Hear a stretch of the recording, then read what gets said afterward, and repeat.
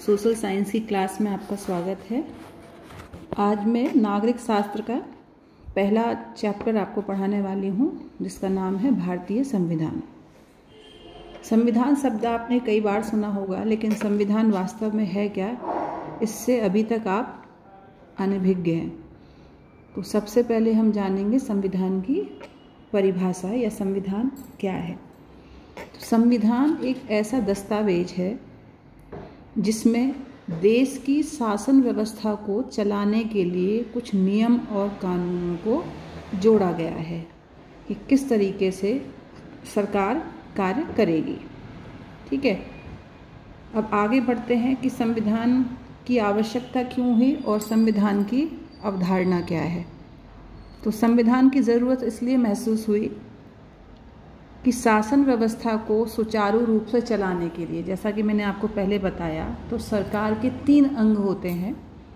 पहला है व्यवस्थापिका, जिसका कार्य है कानून बनाना। दूसरा है कार्यपालिका, जिसका कार्य है उन कानूनों को क्रियान्वित करना।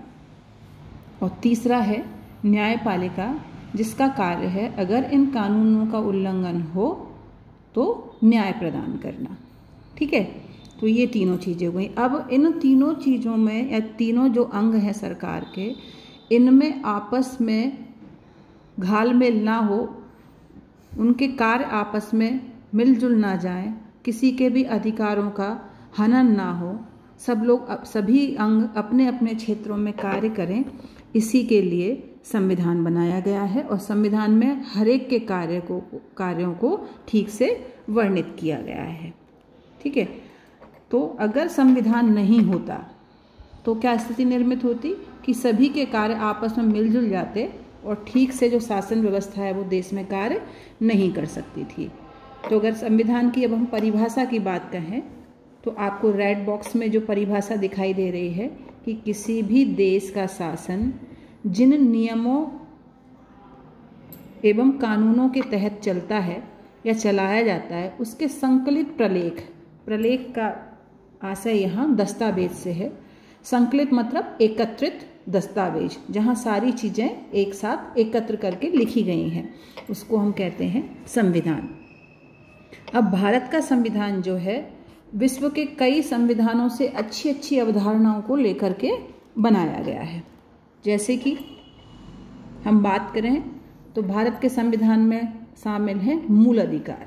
तो इन मूल अधिकारों को लिया गया है अमेरिका के संविधान से। ठीक है, दूसरी अगर हम बात करें नीति निर्देशक तत्व, इनको लिया गया है आयरलैंड के संविधान से। तीसरी अगर हम बात करें संघात्मक शासन व्यवस्था, तो इन्हें लिया गया है कनाडा के संविधान से।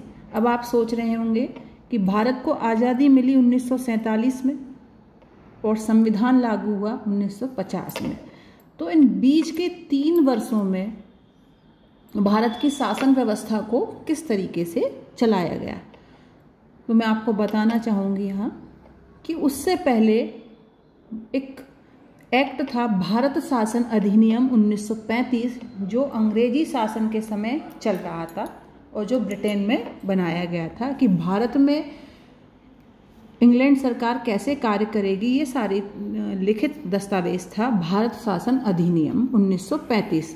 तो इस बीच के कार्यकाल में जो शासन व्यवस्था चलाई गई वो भारत शासन अधिनियम 1935 के तहत चलाई गई।